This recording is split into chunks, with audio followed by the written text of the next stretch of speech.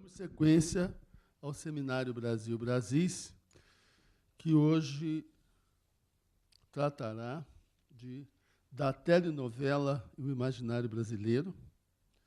E temos o prazer de receber, para falar do assunto, quem entende do riscado. Renata Palottini, Lauro César Muniz, Maria Carmen Barbosa. A título só de lembrete, eu anunciaria que teledramaturgia, se eu não estiver teoricamente errado, envolve telenovela, minissérie, seriados. O mais sobre o assunto será dito pelos especialistas, é claro. Tenho, então, o prazer de anunciar Renata Palottini, dizendo que estamos aqui na presença eu diria, de uma poeta, dramaturga, eu diria de uma poetisa. Vamos reabilitar o feminino, não vejo por que não, não é? De uma poetisa, em tempos de afirmação do feminismo nas desinências, vamos, então, assumir a desinência. É poetisa, dramaturga, narradora. Professora de dramaturgia da Escola de Comunicações e Artes, ECA, da USP, e da Escola de Arte Dramática, EAD, da USP. Foi chefe de departamento da primeira e diretora da segunda escola. Foi ainda diretora e vice-presidente da União Brasileira de Escritores, da UBE. Escreveu e publicou o Dramaturgia de Televisão, publicado em 1998. Por suas atividades literárias, recebeu, entre outros, os prêmios Molière, Governador do Estado, Anchieta e o prêmio da Associação Paulista de Críticos Teatrais por sua obra dramática. Além destes prêmios, sua obra poética foi agraciada também pelo Pen Club do Brasil, Prêmio Cecília Meirelles e o Jabuti da Câmara Brasileira do Livro. Em sua ampla bibliografia, vou citar apenas os últimos livros publicados: Um Calafrio Diário, poesia; Colônia Sicília, teatro; As Três Rainhas Magas, literatura infanto-juvenil; O que é dramaturgia, ensaio; Teatro completo; Chocolate amargo; No céu dos cachorros, poesia; e Chez Madame Maigret, romance policial, esse de 2011. No campo da TV, escreveu textos para diversos canais da televisão brasileira, entre telenovelas especiais, minisséries e seriados, entre os quais destacaria textos para Malu Mulher, da TV Globo. Com a palavra, Renata Palottini, para a satisfação de todos nós.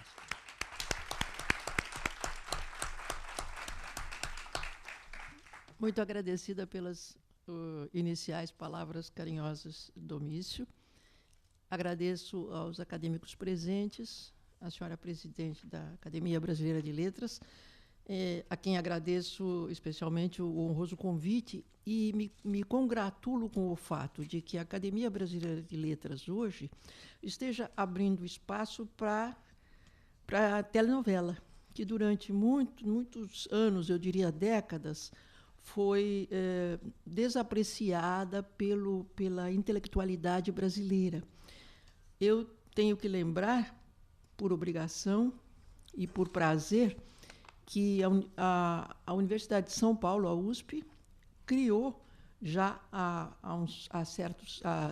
cerca de 10 anos um núcleo de estudos de televisão, um núcleo de pesquisa de televisão, da qual eu faço parte. E isso, então, junto com esta iniciativa da academia, me leva a pensar que nós já estamos podendo fazer parte de uma nova classe de escritores e de estudiosos de uma realidade digna de ser pensada.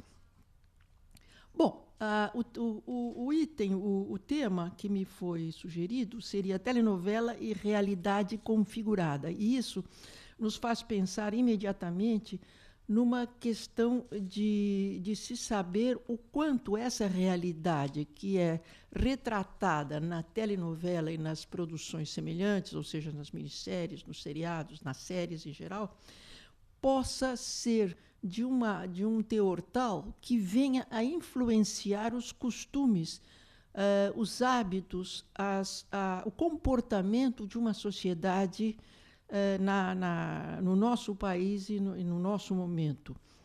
É muito comum que se suponha, que se pense, que se pesquise sobre esse assunto. Será que a telenovela e suas semelhantes influencia de tal modo a realidade social que esta realidade se transforma de acordo com o que nós, os autores e os estudiosos, propomos nesses trabalhos de ficção? A gente precisa pensar, em primeiro lugar, que uma obra de ficção dificilmente pode corresponder à realidade. Mesmo que ela seja confessadamente realista, ela será sempre uma recriação da realidade, a partir da seleção feita por um autor.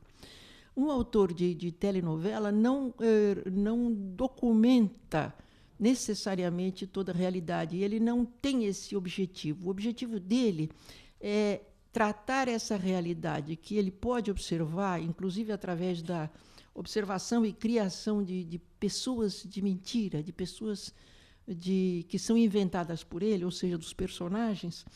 Ele tem que fazer uma seleção desses personagens inicialmente, depois tem que fazer a seleção dos caracteres que ele quer que esses personagens tenham, de forma que tudo parte da seleção desse autor. É claro que olhando a realidade, que ele vai chegar a fazer isso, mas ele não vai fazê-la de uma forma documental. Até porque, se a gente for pensar num documentário mesmo, num documentário para cinema, num documentário para televisão, a gente vê que nem o documentário é totalmente realista, porque o documentário é feito também a partir de uma seleção de cenas, de uma seleção de sequências de imagens, de uma seleção de personagens. Se você vai fazer um documentário sobre personagens, habitantes de rua, moradores de rua, você vai selecionar os moradores de rua que você quer tratar, e desses moradores você vai selecionar características que você quer que sejam vistas, que sejam expostas. Nada é puramente documental, nem mesmo um documentário. E eu diria que nem mesmo um documental ou um documento. Vamos exagerar um pouco.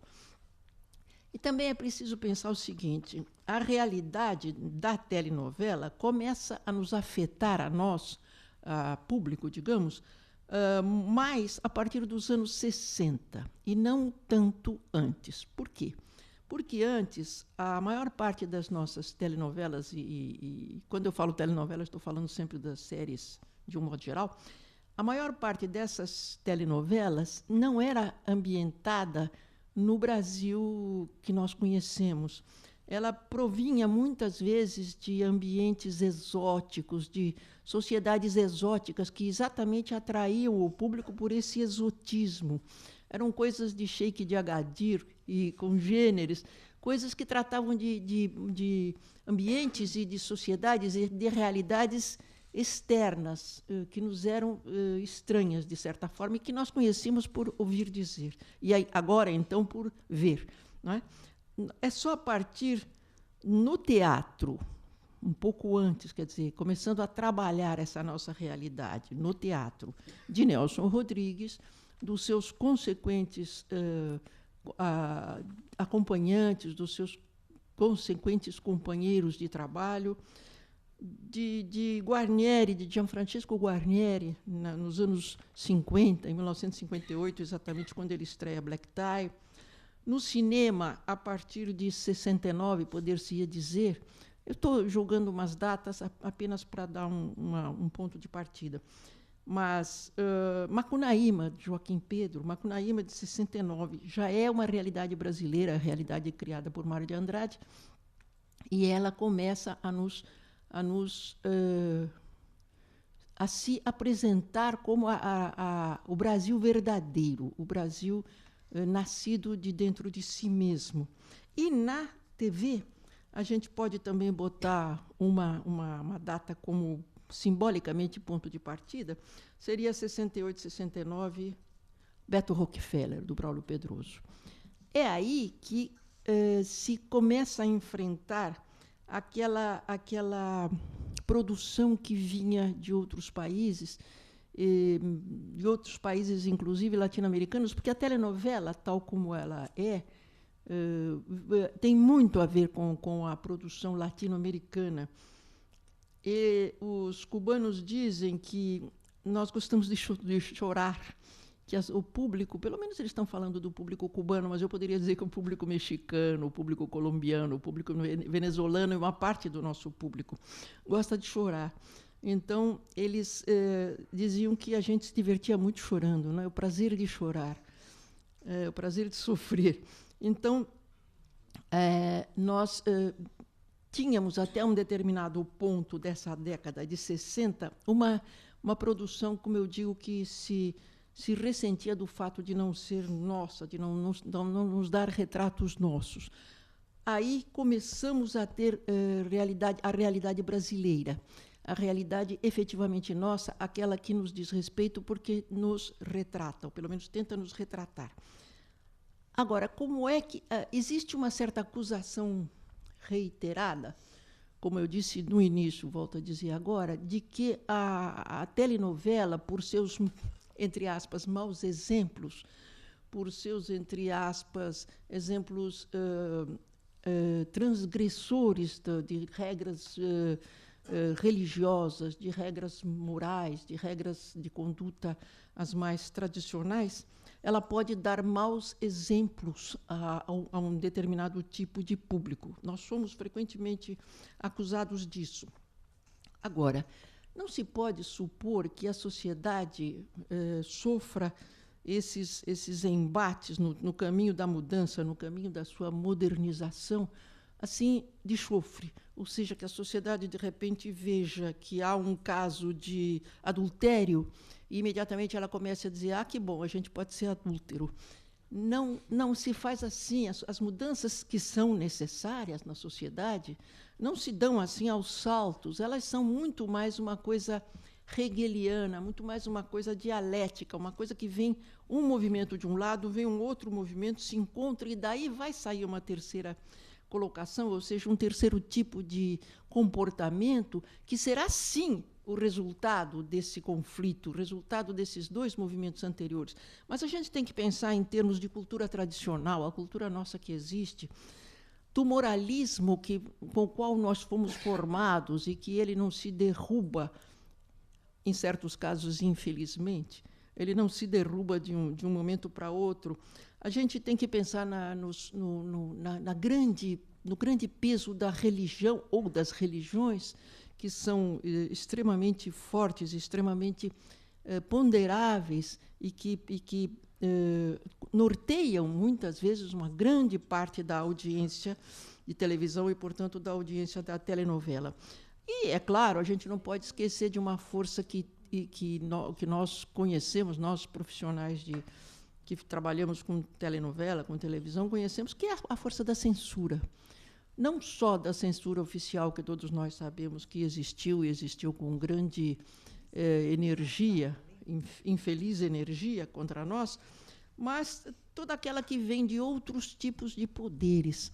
Poderes, como eu disse, ligados às religiões, poderes ligados a vários tipos de moralismo, poderes ligados aos preconceitos, que são muito, muito violentos. Nós estamos vendo, no momento, uma luta no sentido de criminalizar certos preconceitos, como, por exemplo, a homofobia, não a homofobia introjetada, mas a homofobia que se extroverte em violência a ferir e a atingir pessoas inocentes.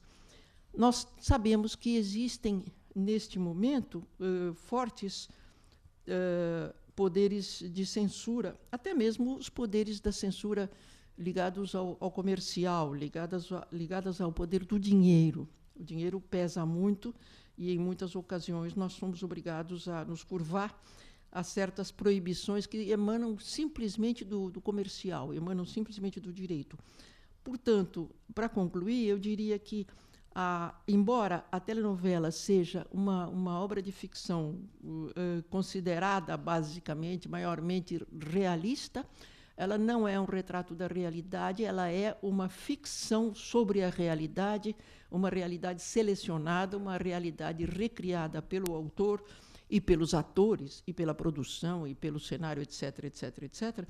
E essa mudança que a sociedade vai sofrendo com o influxo da telenovela, e que deve efetivamente sofrer, não é feita em golpes, não será uma cena um pouco mais ousada de amor que vai tornar a nossa sociedade uma sociedade imoral, pervertida e decaída. Era só isso.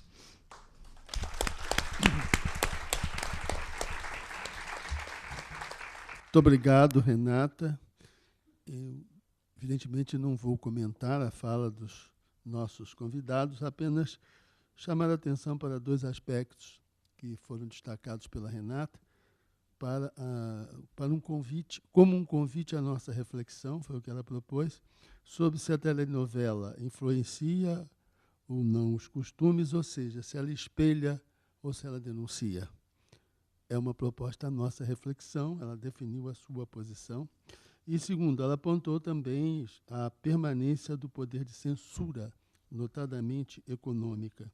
Também é um tema que eu acredito mereça um pensamento mais aprofundado, e eu acredito que foi essa a intenção da Renata ao lançar essas questões à nossa reflexão. Por um acordo comum aqui entre os nossos convidados, a palavra agora vai para Lauro César Muniz, que é um escritor brasileiro, autor de telenovelas, roteiros cinematográficos e peças teatrais. Trabalhou na TV Excelsior, na Rede Tupi, na Rede Globo, na Rede Bandeirantes e na TV Record, onde ele atualmente está desempenhando as funções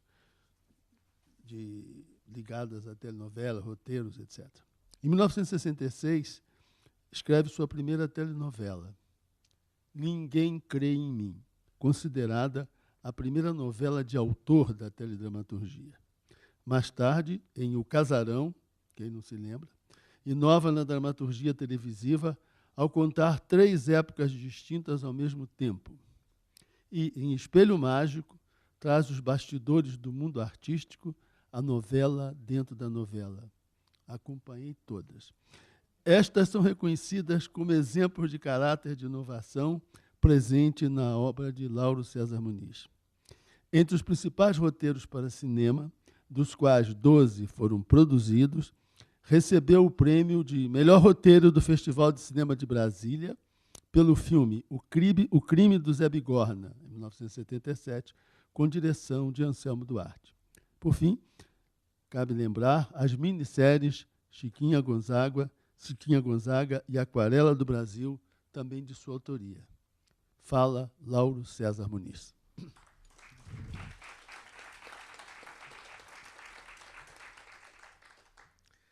Para mim é uma grande honra estar aqui na academia, realmente. É a primeira vez que eu piso na academia, no Petit Trianon. Fiquei emocionado percorrer aqueles corredores. Aquilo, para mim, é um monumento de uma memória muito antiga. Sempre, todos nós que trabalhamos com letras, sonhamos sempre com a academia, que é uma coisa...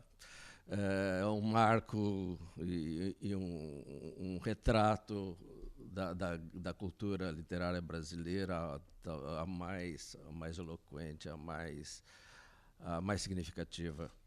Então, estar aqui, para mim, é um momento muito especial. Para estar aqui, eu acordei 12 horas atrás, porque eu estou escrevendo uma novela. E escrever uma novela é uma tarefa absolutamente asfixiante. Eu trabalho 25 horas por dia, eu costumo dizer. Nós todos que fazemos telenovelas não conseguimos nos desligar em nenhum momento do trabalho. É uma coisa asfixiante mesmo, é uma coisa... É um trabalho que o Hércules não quis fazer e nós estamos fazendo. É o 13º trabalho que o Hércules não topou fazer. Então, estar aqui, eu não poderia deixar de aceitar esse convite, me honra muito. E estar aqui hoje é uma coisa, para mim, muito significativa. Eu estou enfrentando agora um momento extremamente difícil. Eu estou fazendo uma novela que não deu certo. E aí é que a gente sente como é o peso da responsabilidade disso tudo, a cobrança, o assédio da sociedade, as pancadas que eu levo dos vários sites de blogs e Orkuts, cheio de discussões a respeito dessa novela que eu estou fazendo agora. E eu fico me perguntando se o fracasso é meu ou se o fracasso é da emissora. Eu não sei ainda responder essa pergunta, só o tempo vai me responder isso.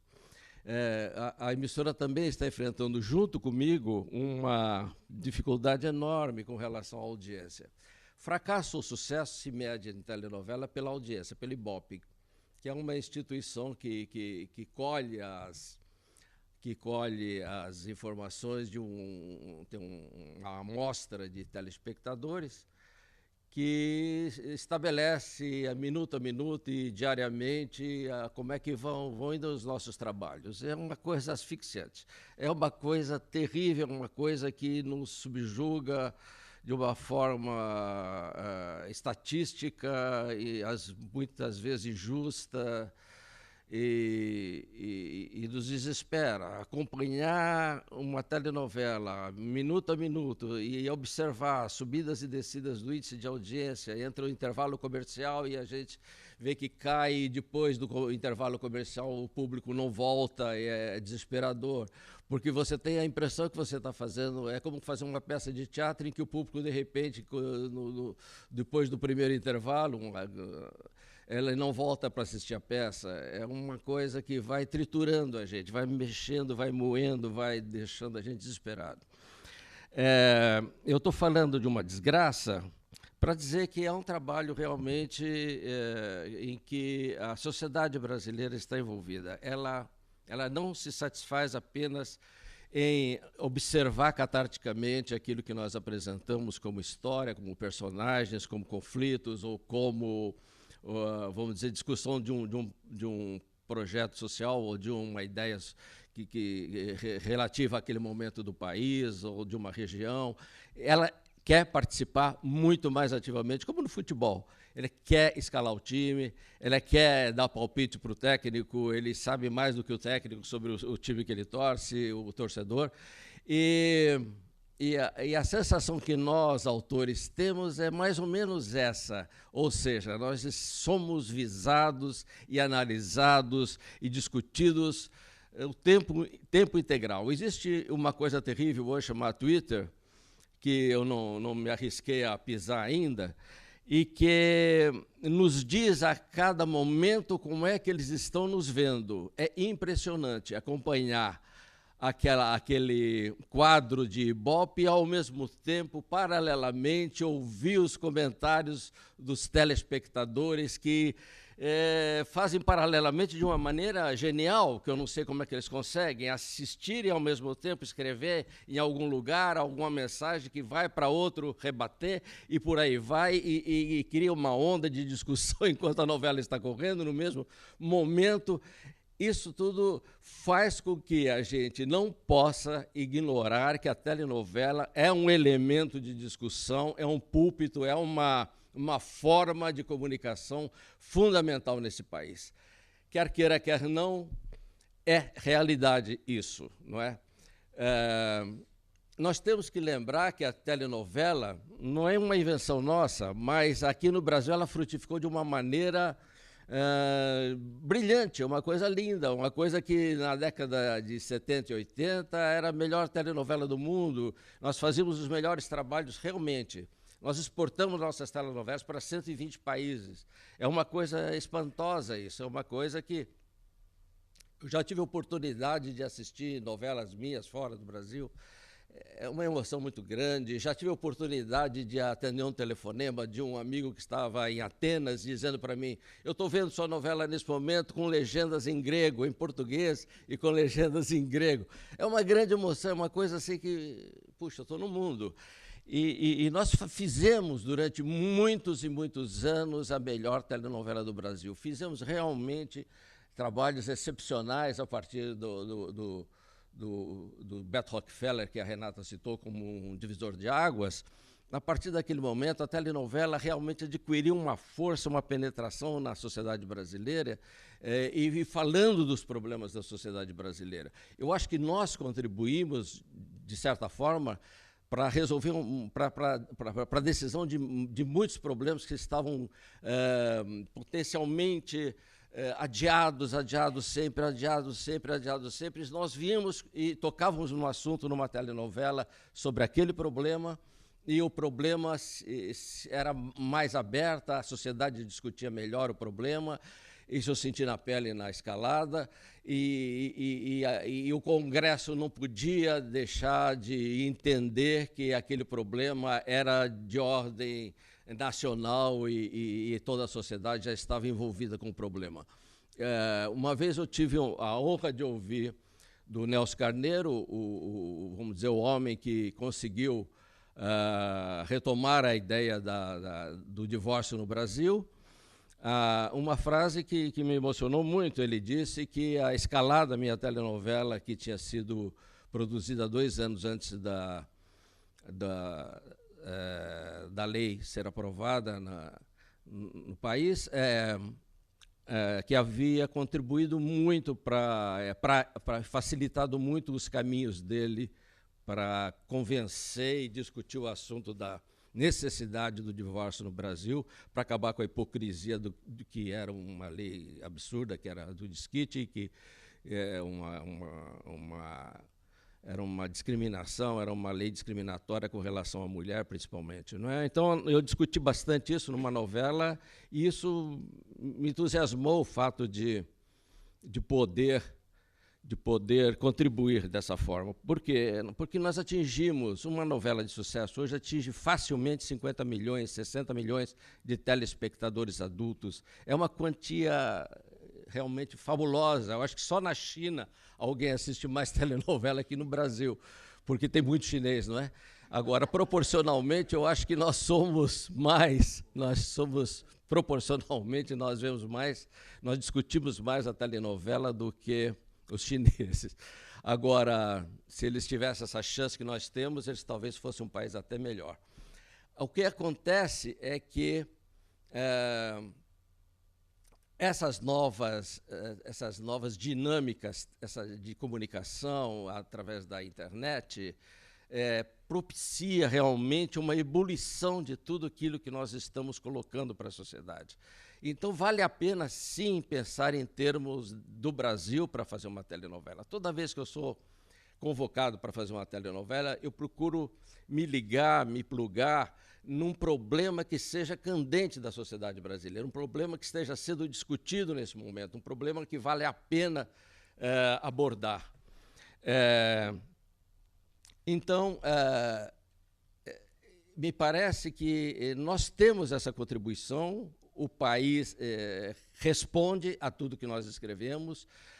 Nós somos bombardeados diariamente com muitas informações a respeito do nosso trabalho, o que também nos transforma em sofredores, na medida que as informações são muito desencontradas e difíceis de filtrar num momento em que você está criando ficção.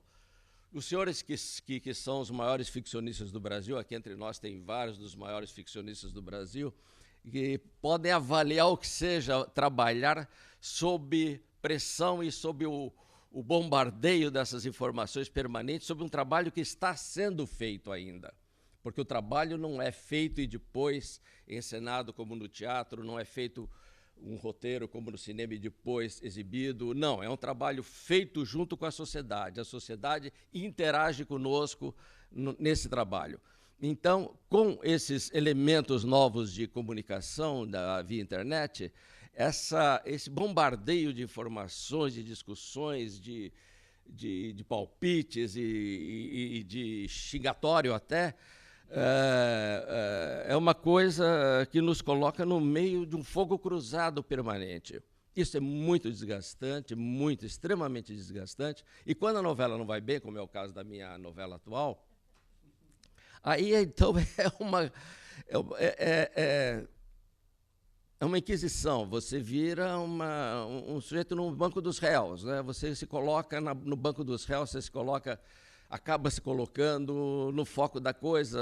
Durmo pouco e quando acordo eu penso assim, puxa, onde eu errei, que eu fiz de errado nessa novela? Eu acertei tantas, justamente aqui tinha que errar na minha última novela, porque eu proclamei que essa seria a minha última novela.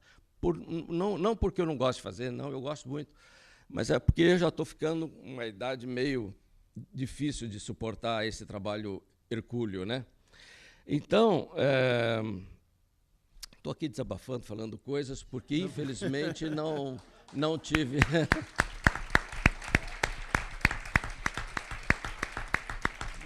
Não tive oportunidade de refletir muito sobre o tema proposto pela academia, lamentavelmente, porque o meu trabalho é realmente violentíssimo. Agora, eu decidi que seria a última, porque eu estou na hora de parar. A gente tem que saber parar. O jogador de futebol tem que saber parar. Autor de telenovela também tem que saber parar. O escritor de ficção, de uma maneira geral, não tem essa preocupação, pelo contrário, ele pode escrever as coisas mais geniais na hora da morte. Mas a telenovela, ela tem um processo industrial.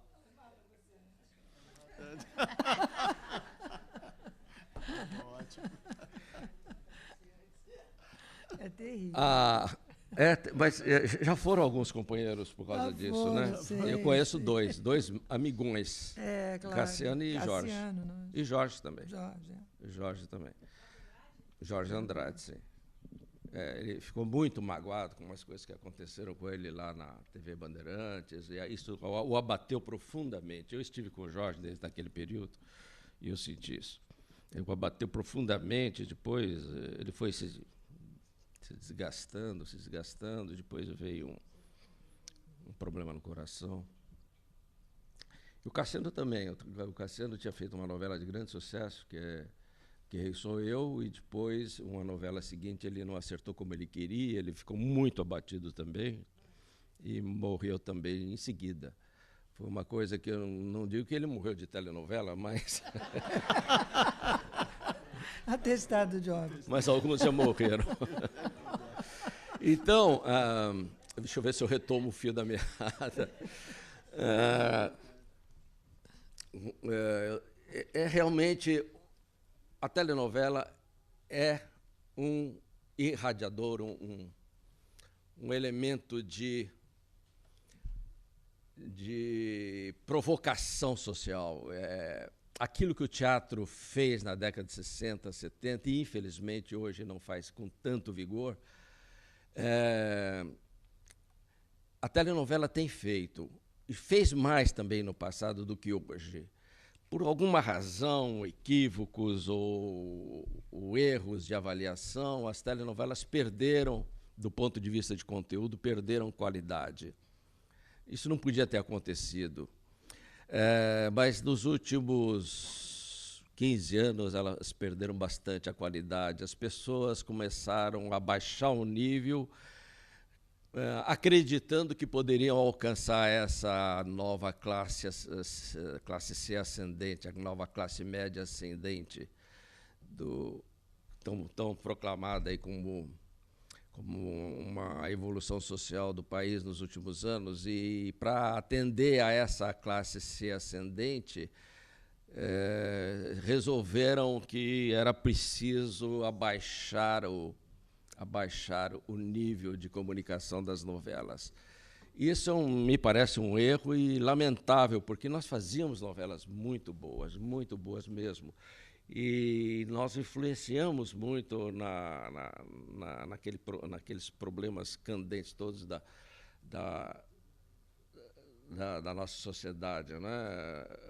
Há muitos trabalhos importantes feitos sobre a discriminação da mulher, muitos trabalhos que ajudaram a emancipação feminina nesse país, assim como o homossexualismo também. Vários trabalhos importantíssimos ajudaram a repensar a questão do homossexualismo, né? que era vista de uma maneira absolutamente terrível e doentia. A maneira de ver era doentia e não o fato em si, como se pretendia. Agora, eu acho que a telenovela, então, teve essa função importante e perdeu, ultimamente, essa força de tocar nos problemas mais importantes do país. Ou o país está bom demais, não é? O que também é possível, então não há muitos problemas a discutir, não é? Se bem que a corrupção está aí para quem quiser falar sobre ela. Ou então é porque... Euclides falou sobre isso. Euclides falou. Falou, sim. Que criou um presidente fictício.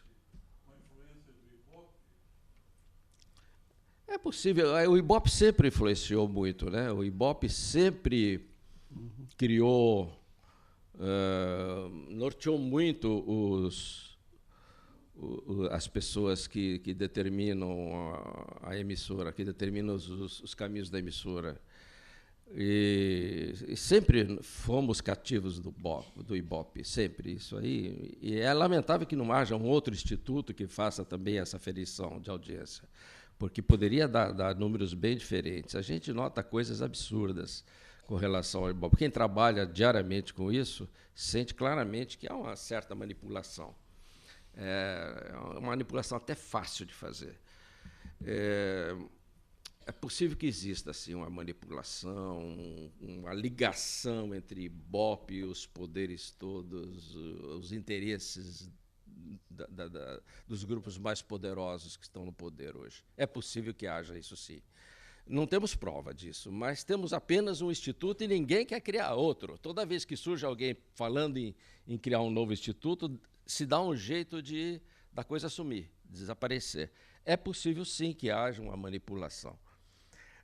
Como eu sou contratado da Record hoje, eu sinto essa discussão muito forte lá na Record. Quando eu era da Globo, não sentia esse problema, não. Então, me parece claro que há uma rede de controle bastante escondida e que se faz através de pequenos sorrisos e pequenos tapinhas nas costas e um ou outro e-mail, um telefonema aqui, outro ali. Então, os poderes todos se unem num interesse comum, tem um denominador comum para gerir o país. E eu acho que o Ibope faz parte desse complexo de direção. Eu acho que tem um controle, sim, sobre isso. E eu acho que não interessa para a Rede Globo que haja nenhum outro instituto aferindo a audiência. Eu acho que os resultados poderiam ser um pouco diferentes. A gente sente pelas reações do público nas ruas, não é? Os atores da Record dizem isso, que eles são muito mais aclamados nas ruas do que os números mostram, não é? A minha novela dá índices baixíssimos. Ela está sendo exibida a partir das 11h30 da noite. Ela termina sempre no dia seguinte. Então, com isso, a gente esperava que não houvesse nenhuma reação do público com relação a máscaras, né? E, no entanto, há uma reação forte. Os atores comentam conosco que a reação é bastante diferente dos números que a gente recebe. Eu não estou querendo justificar índices baixos da minha novela, não. Eu estou querendo justificar índices baixos de todas as emissoras que não são a Globo. Então, essa é a minha preocupação. Eu acho que esse monopólio continua existindo, dificilmente será enfrentado, e existe uma rede de interesse. Existe uma coisa também, você falou da Globo. Eu, como sou da Globo, eu acho que a Globo tem uma produção impecável também. Isso conta muito, né? Talvez a Record não tenha essa produção impecável que traga esse tipo de... Traga o público, ela traz, ela envolve o público. ela tem uma equipe de produção por trás muito forte. Ela tem já uma consciência tomada do que é televisão. Eles são muito mais profissionais do que está na Record. A Record ainda é uma coisa dominada pelos bispos, por isso. Talvez essa distância entre um pensamento e o outro acaba recaindo sobre a obra. A Globo, todo mundo se preocupa com a obra. Por exemplo, você está vivendo esse problema, eu estou começando um que pode acontecer, está acontecendo com você. Eu estou começando uma novela. Então, a gente tem os cuidados que são pedidos e que são necessários que a gente mostre na sinopse são muito grandes, entendeu? Para que não haja... Aí a gente é muito cercado, tem muito apoio, muita pesquisa, muito... Quer dizer, enfim, Lauro, eu sei que você não precisa de nada disso. Você, inclusive, é uma pessoa que ensinou a todos nós a fazer televisão. Eu aprendi muito com você. Você foi o meu autor querido, por Casarão, por todas essas novelas. Inclusive, a novela, uma novela que... O Espelho Mágico, foi uma novela que deu problema. A gente sabe que o Espelho Mágico deu problema, porque nessa época eu era produtora, trabalhava com o Daniel, e via a confusão que era, porque falava de... Aí criou-se na televisão uma coisa assim, a televisão não gosta de ser citada, o público não gosta de ver a realidade da televisão. Bom, ficou esse tema lá dentro. Então, eu acho que a gente... É claro que a Globo tem uma força muito grande, é claro que ela é muito, muito bem equipada, ela é muito... As pessoas são muito profissionais lá dentro, mas isso também não impede que faça fracassos. A novela das 6, por exemplo, não é um sucesso. Eu anotei umas coisas aqui. Não especificamente para hoje, mas eu sou obrigado a lançar mão disso. Eu escrevi um artigo há pouco tempo para uma revista da editora Lazuli, não? Lazuli. Peço licença para ler o primeiro parágrafo. Uma estratégia perfeita, amparada legalmente, protege a Rede Globo, a maior rede de televisão aberta do Brasil, uma das maiores do mundo. Numa engenharia de comunicação perfeita, várias emissoras de televisão por assinatura, Globo News, cobrindo jornalismo, Sport TV 1, 2, 3, Multishow com variedades, GNT focado na mulher, Telecines, são 5 ou 6, o canal Viva, que está agora repetindo vários sucessos do passado da Globo, o melhor do entretenimento do passado e presente da rede principal, o canal Viva.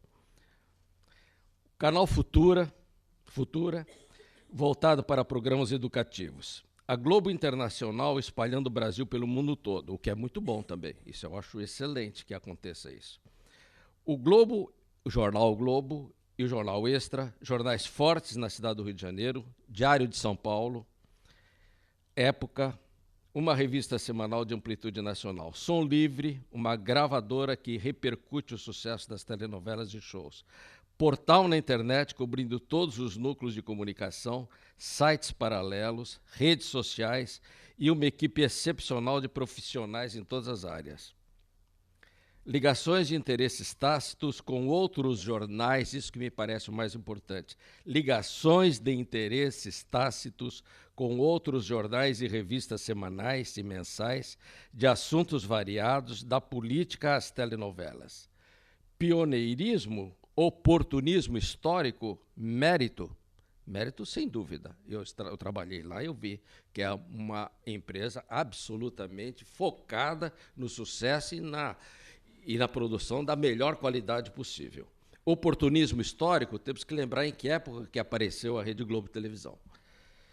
Pioneirismo, até certo ponto que temos que pensar que houve um legado da Excelsior, da Tupi também, como raízes. Assim blindada, fica quase impossível a qualquer grupo colher algum resultado.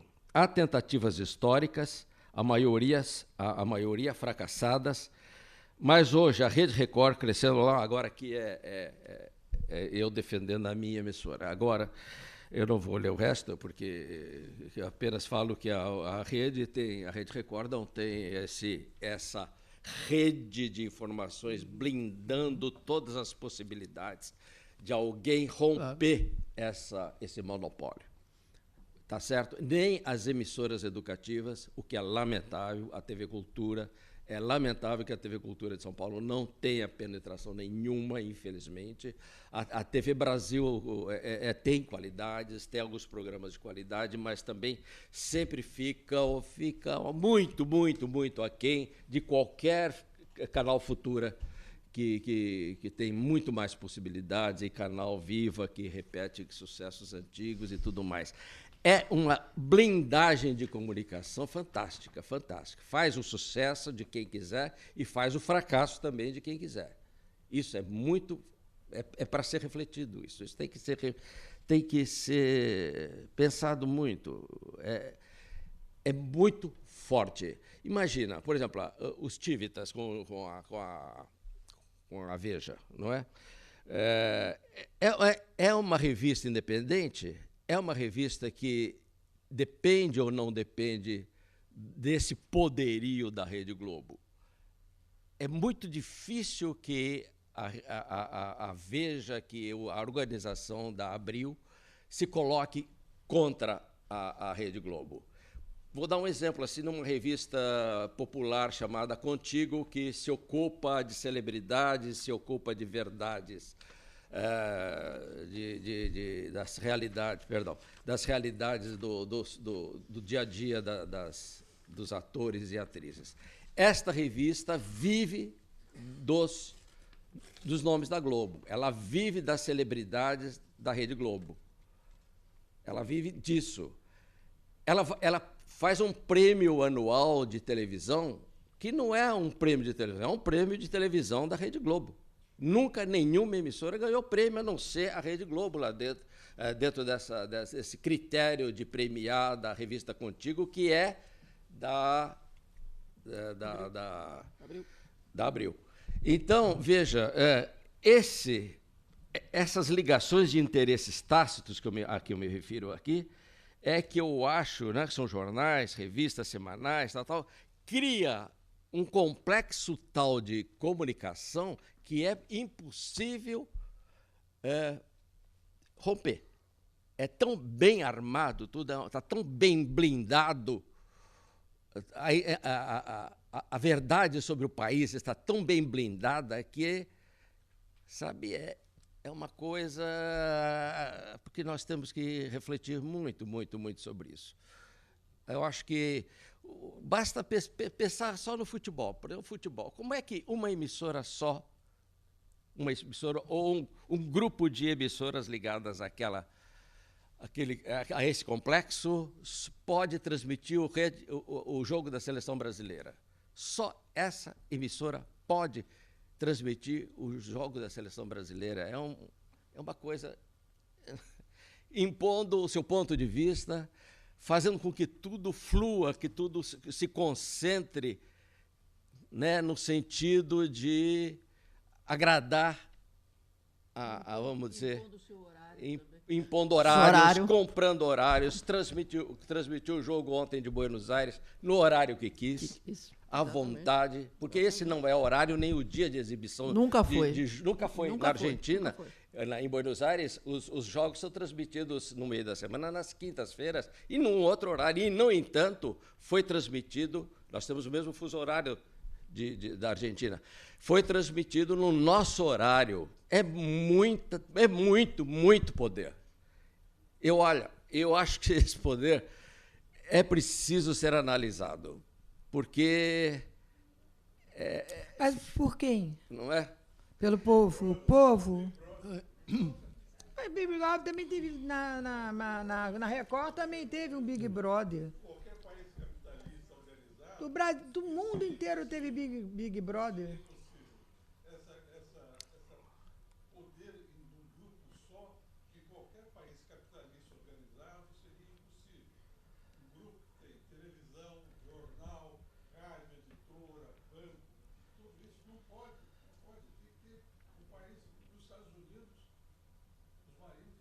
Mas ele é um país rico, né? Aqui a fortuna fica sempre na mão de alguém. O, Esse é o problema do Brasil. o coordenador, Não é o problema. infelizmente, o papel do coordenador é lembrar o tempo. É lembrar o tempo e lembrar também a dinâmica do seminário, né?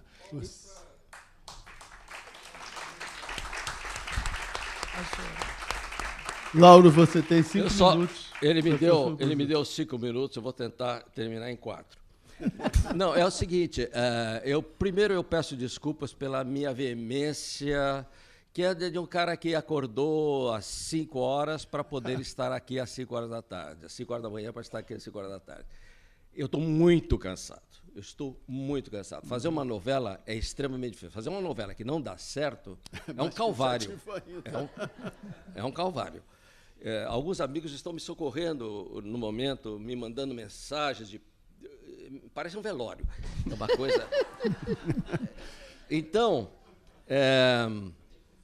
eu queria só terminar dizendo que gostei muito da colocação da Renata, desse painel que a Renata fez, e gostaria de lembrar que tudo isso que nós estamos vivendo hoje em telenovela, no Brasil e na América Latina, tem uma origem no folhetim que nasceu na França, século XIX, começo do século XIX, e que, no Brasil, conseguiu um sucesso nos meados do século XIX.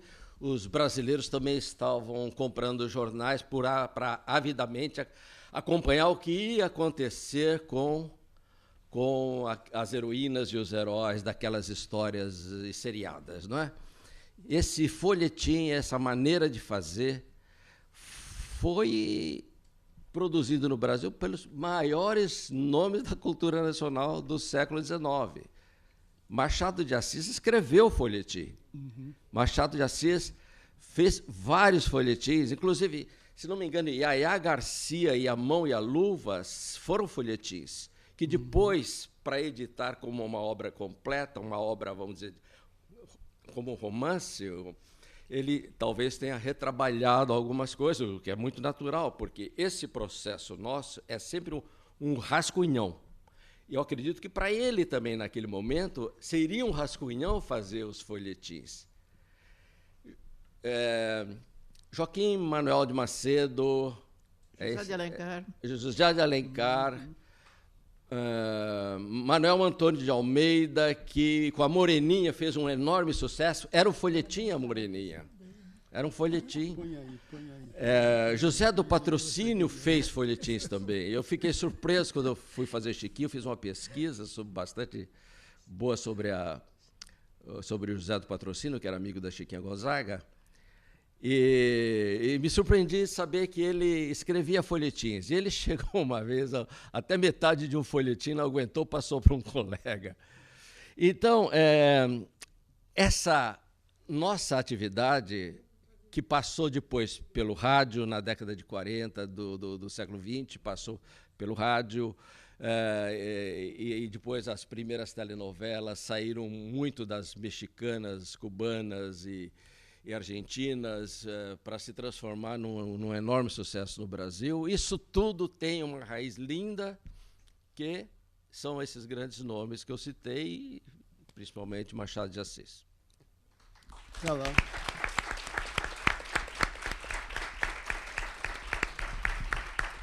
Lauro, eu vou pontuar com um comentário de Tiete de telenovela. Mata todo mundo e recomeça. A Janete Claire fez isso. A Janete Claire fez isso. Eu me lembrei da Janete Claire. A novela estava com índices baixíssimos de audiência. Ela simplesmente matou a maioria dos protagonistas. Fez um terremoto. Fez um terremoto e matou. Glória Magadã. Glória Magadã. E ela reformulou e matou. Então, se matou a da Magadã, muito mais natural matar os seus próprios personagens. Mas eu queria deixar claro um agradecimento especialíssimo ao Lauro pela deferência. Espero que você não assista a minha novela. Claro que não, eu vou dar um incisinho para você. É às 11h30? Agora você, 11h30, agora você provocou a minha curiosidade. 11h40. 11h40 entrou. Anteontem entrou 11h40 e terminou meia-noite e 20 e pouco. Tá.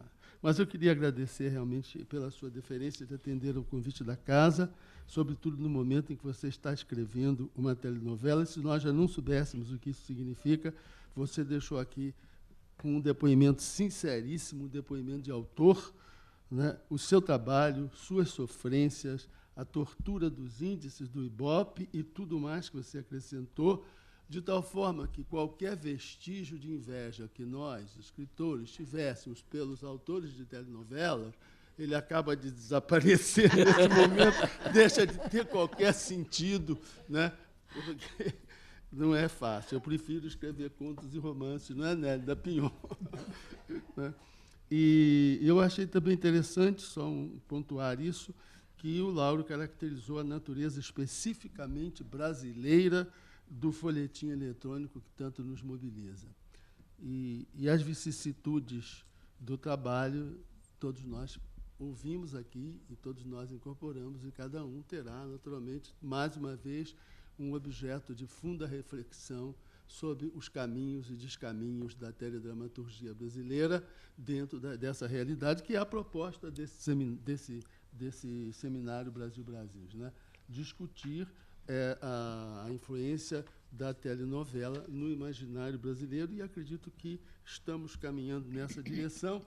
E volta a palavra, porque ela sumiu, volta a palavra para Maria Carmen Barbosa, que é carioca, filha de Haroldo Barbosa, né, que fez todo o seu curso, todo o seu curso de formação, desde o primário até o término do científico no Colégio Resende. Foi nadadora premiada, nadadora vitoriosa do Clube Guanabara, onde os milhares de metros que passava com a cabeça dentro d'água fez com que começasse a imaginar suas primeiras histórias. Em 1973, Maria Carmen entra para a TV Globo, onde é produtora das séries brasileiras, assistente de direção e coordenadora de recursos artísticos.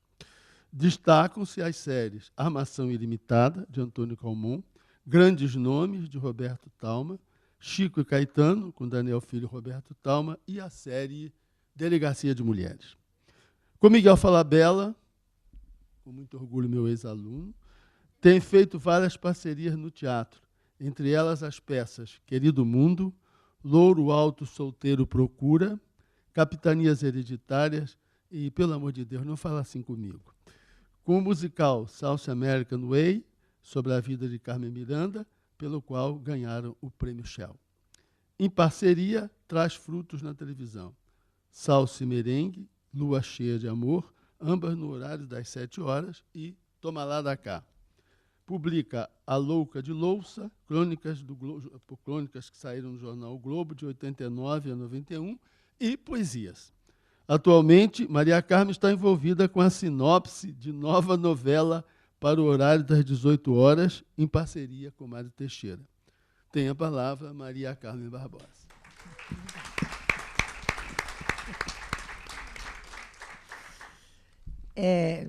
Se eu fazer a sinopse é um prenúncio do que pode acontecer, tudo que o Lauro falou. Mas vamos considerar que seja tudo bem e que vai dar tudo certo. Porque, na realidade... Eu comecei pensando assim. Pois é, mas a gente tem que pensar bem, tem que começar com o pé direito. Não dá para chegar e falar, não pode descer a cortina do passado, né? Enfim, eu acho que, como eu me preparei para discutir o imaginário brasileiro sobre a novela. Então, o imaginário brasileiro da telenovela, ele é, para mim, uma coisa incomensurável, inalcançável, porque o Brasil é tão grande, são tantas lendas, tantos lugares, tantos modos de falar, tantos falares, né? Tantas cores, tantas raças, que, evidente, o imaginário brasileiro é absurdamente grande. A gente, quando vai criar uma novela, a gente tem, quer dizer, a primeira imaginação, a primeira necessidade que você tem que ter para criar uma novela é ter uma boa ideia. Se você não tem uma boa ideia, você pensa bem se a sua ideia é boa. E essa ideia vai ser discutida com alguém. Eu adoro trabalhar com parceria, porque sozinha eu acho que você fica meio perdida na sua ideia, se achando o máximo, e às vezes não é. Alguém tem que chegar e dizer, olha, se fosse você, eu ia por ali, eu ia por aqui. E isso faz a gente ser parceiros. Eu tenho um parceiro ótimo que trabalha comigo, e a gente está escrevendo uma novela chamada O Sorriso do Tempo. Sorriso? O Sorriso do Tempo. E daí, os personagens que nós estamos criando são todos dentro do imaginário brasileiro. Quer dizer, a gente não está criando um personagem, a gente não está fazendo... Claro que todos vão acabar fazendo alguma crítica. Isso não existe. Não existe novela sem crítica. Novela sem crítica não... Nem Cinderela foi sem... Todas as novelas têm... Todas as histórias têm uma crítica. A novela da gente tem, mas, na realidade, ela é um misto de todas as histórias, entendeu? De todas as histórias que já foram contadas, mas que são outras na nossa cabeça. Nós transformamos essas histórias, como todo autor, em outras histórias. Foi através do que nós lemos, do que nós vivemos, é que nós fazemos as nossas histórias. Esse é o imaginário brasileiro. É a partir daí que você vai começar uma sinopse. Essa sinopse, ela, claro, que você tem tanto sofrimento quanto escrever uma novela. Você sofre porque você dorme com o personagem, você acorda com ele, você acha que ele está bom, você acha que ele não está, você acha que vai matar ele, acha que ele está chato, que pessoa insuportável, acho que eu não quero essa pessoa perto de mim, e começa a ganhar um monte de gente falando com você. Então, é claro que você também tem um desgaste muito grande. Agora, quanto à questão de você... Eu estou misturando um pouco a coisa, porque eu ouvi tanta gente importante para mim dizendo coisas tão interessantes que eu estou com essas coisas todas na minha cabeça. Quanto a você fazer dimensionar o sucesso daquilo que você vai estar fazendo naquele momento, é uma coisa absolutamente destrutiva ao processo de criação. Eu acho que se você criar achando que você está fazendo um sucesso, você já está com problema. Porque aí você fica na obrigação de ir e voltar. Ah, não, porque aqui não pode ser, porque no momento, no momento que nós estamos vivendo é isso. Quer dizer, você perde a liberdade que um escritor tem. Um escritor, quando escreve um livro, ele não está dimensionando o sucesso do livro. Ele está dimensionando o que ele está colocando na sua obra. A sua dor, a sua vida, a sua visão de determinado momento que está vivendo ali aquele personagem do seu livro.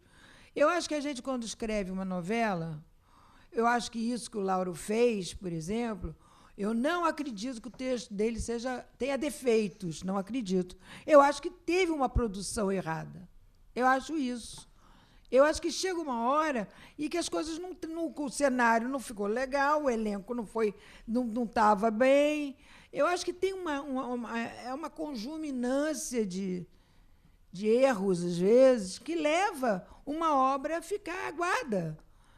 Entendeu? Se você pegar Os Três Mosqueteiros e der para uma pessoa completamente inexperiente fazer, vai dar certo. Aquela espada vai cair da mão do cara. O outro, a Milady, vai ser boazinha. Não sei, vai ficar a favor dos ventos, entendeu? Então, isso tudo é muito importante. Você, quando faz uma novela, você não é o dono de tudo. A gente dá a última palavra. Eu falo sempre. Eu dou a primeira, como autor, eu dou a primeira palavra, o diretor dá a última. O complexo dá a última palavra, porque eu não tenho como brigar contra uma empresa, entendeu? A gente é humilde nessa parte. Você se submete. Porque como? Você vai fazer o quê? Vai dizer, não acho, eu acho que deve fazer isso. Não, o dinheiro não é meu. Não sou eu que estou lidando com o dinheiro, eu estou lidando com o meu talento. Se daí entram outras informações, aí é um outro problema. Então, eu acho isso. O que eu penso sobre o imaginário brasileiro é você ter uma visão muito importante sobre ele, um grande amor pelo seu imaginário, um grande amor por tudo, por todas as coisas que você fez ou já viu na vida. Eu me lembro que eu fiz Lampião Maria Bonita. Nessa época, eu era produtora artística do Lampião Maria Bonita. A importância que foi para mim ter ido à Caatinga, ter estado com a família de Maria Bonita, com a família de Lampião, eu conheci a filha. Mas com aquela história tão minha, eu estar dentro daquela Caatinga, eu sou carioca, eu sou da beira da praia, eu cheguei lá, tive uma crise de choro. Eu nunca tinha imaginado uma Caatinga na minha vida, vi aquele... Eu me senti com Deus e o diabo na Terra do Sol, sabe? O Glauber veio, eu fiquei toda desesperada, e chorei desesperadamente. E essa Caatinga está comigo aqui dentro até hoje, graças a Deus, e ela não me abandone. Então, eu acho que nós temos essa responsabilidade maior, porque se a gente fosse se preocupar, porque o Lauro está vivendo um momento muito difícil, que a gente conhece, mas ele sabe que quando na hora de criar, ele não vai pensar nunca mais em nada de Bob, nada disso, porque isso não vai voltar, entendeu? Isso está acontecendo agora. Isso vai passar e ele vai fazer uma outra novela, se tiver que fazer, vai fazer uma linda peça de teatro, vai fazer um espetáculo. Porque quem cria, cria. E vai criar sempre, em qualquer lugar, em qualquer situação, dependendo, mesmo que seja vivendo uma situação que não seja... a situação mais agradável de viver, você não vai deixar de criar por causa disso. Pelo contrário, você vai aproveitar isso e vai criar em cima daquela situação que você está vivendo.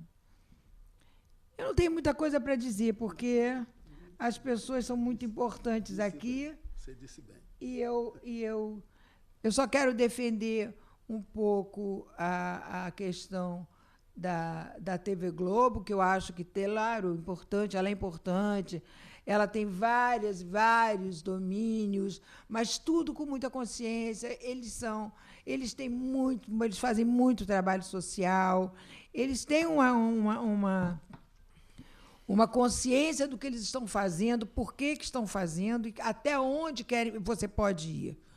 Eles nunca deixaram... nenhum autor agora trabalha mais sem estar junto com a equipe toda, a equipe de direção, a equipe de direção geral da empresa. Isso tudo é um trabalho que só ajuda na criação, porque a gente tem uma resposta do que... Não, isso aí não deve ser tocado, esse assunto.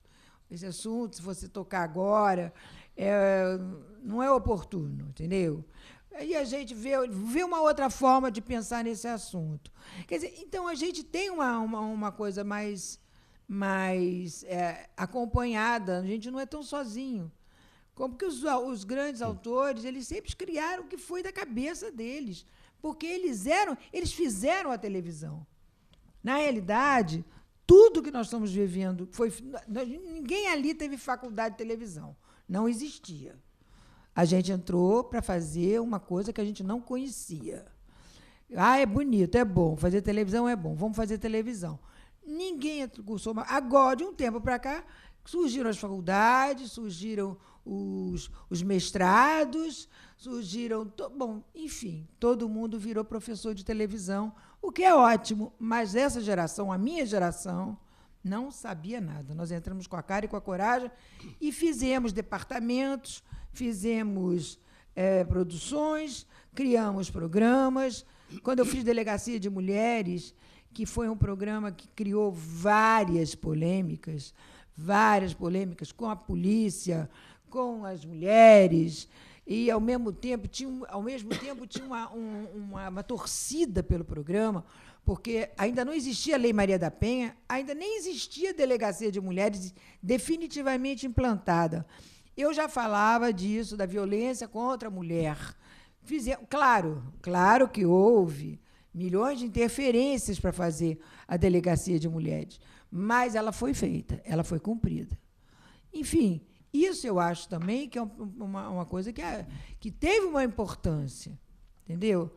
talvez seja o meu trabalho mais importante, é um trabalho que eu gosto, eu tenho amor de ter feito, de ter criado esse programa, assim, ninguém antes ter pensado nisso. Enfim, eu acho que a televisão me deu essa oportunidade, como deu a todo mundo, de fazer várias coisas. Agora, a discussão sobre poderes, sinceramente, foge ao meu alcance. Eu não sou uma pessoa da administração, não sou ainda uma pessoa que tenha poderes para determinar, não, porque o Ibope, ou isso, não sei. Não sei como essas coisas, não quero saber também. Vai me aborrecer. Tá, então, eu prefiro que não me aborreça, eu quero criar. Me deixando criar em paz, eu fico feliz. E eu estou felicíssima de estar com vocês hoje aqui, graças a eu poder criar alguma coisa que eu considero boa. Muito obrigada pelo carinho. Obrigado.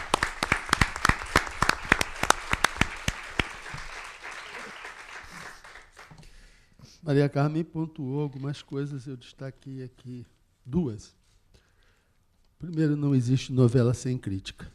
Eu diria, não existe obra criada sem crítica. Né? O autor põe, o leitor dispõe e faz do seu texto o que ele bem entender. Antigamente, o crítico se interpunha, mas como dizem que já não existe mais crítica, então ficamos só nas duas possibilidades. Lembrou também que a telenovela é o resultado de um trabalho conjunto, em que múltiplas instâncias se integram, o que alivia um pouco o sofrimento do Lauro nesse momento cruel que ele está vivendo. E eu acrescentaria, diante do que aqui se ouviu neste seminário, é que a convergência emerge do diálogo das divergências. Isso se chama democracia. Muito bem. Então, eu convido a todos para o próximo seminário, no dia 26 de julho, quinta-feira, às 17h30, como sempre, cujo tema será o Brasil de hoje no mundo, com a participação do acadêmico Cândido Mendes, de Miriam Leitão e de Clóvis Brigagão. No dia 29 de junho, às 18h30, Cinema na BL, com a série Literatura Policial, estará exibindo O Grande Golpe, de Stanley Kubrick, baseado no livro Clean Break, de Lionel White. 3 de julho, terça-feira, tem início o novo ciclo de conferências, A Memória Reverenciada, coordenada pelo acadêmico Alberto Venâncios Filho. O título dessa primeira sessão é Evandro Lins e Silva, doutor em Humanidade. O conferencista Fábio Conder Comparato. No dia 5 de julho, a Academia continua com a sua programação aberta à comunidade, ao público em geral, com a série Música de Câmara na BL, com o Abstrai Ensemble, com uma série de números que serão aqui executados. Essa programação, e eu encerraria esta sessão do seminário deixando uma provocação mobilizadora diante de tudo aquilo que se disse e de tudo aquilo que está acontecendo na televisão e outras formas de entretenimento, em outras formas de manifestação de arte no Brasil. Será que estamos vivendo um tempo de celebração da insignificância? Está encerrado o seminário.